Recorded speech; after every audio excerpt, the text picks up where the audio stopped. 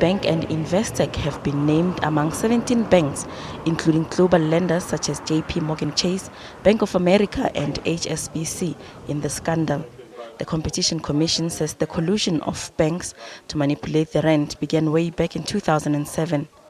We have referred the case to the tribunal for prosecution, having found that these entities have contravened the Competition Act by fixing the price of foreign exchange as they embarked on various spot transactions in the banks they work for. The unemployment rate in South Africa remains high. Stats SA data shows the unemployment rate improved by 0.6 percentage points to 26.5% in the fourth quarter. Unemployment is rampant amongst the youth, and those without matric are the hardest hit. Mechanization in sectors like manufacturing and mining is also taking away the much-needed jobs. I think technology and innovation often results in fewer, more skilled people, which is the way the world is going. But obviously, when you're in a country like ours with significant unemployment, it does become a social problem. Headline consumer price inflation was 0.2 of a percentage point lower at an annual rate of 6.6% in January. Food prices are still being impacted by the drought, but the recent rains should have a positive effect in the months to come.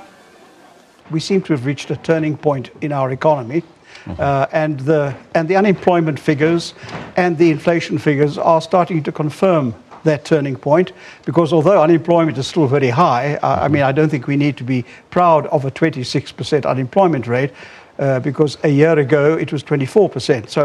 So we can say at least it appears to have stabilized, and that's good news. And the second is that inflation seems to have leveled off somewhat, as expected. Annual retail sales growth slowed sharply to 0.9% in December from a downwardly revised 3.1% in November. Economists say consumer spending is likely to be boosted as inflation moderates and with improving consumer confidence helped by the better economic growth prospects.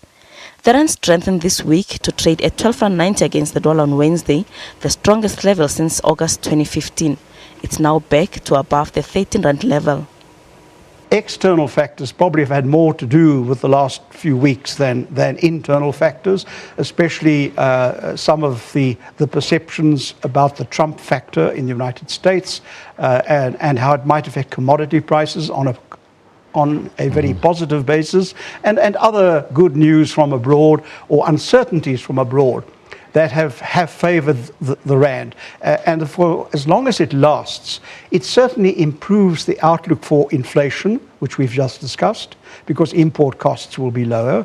And secondly, of course, it also means that the Reserve Bank will be more willing to hold its hand on interest rates when they next meet and have to weigh up the whole economic situation.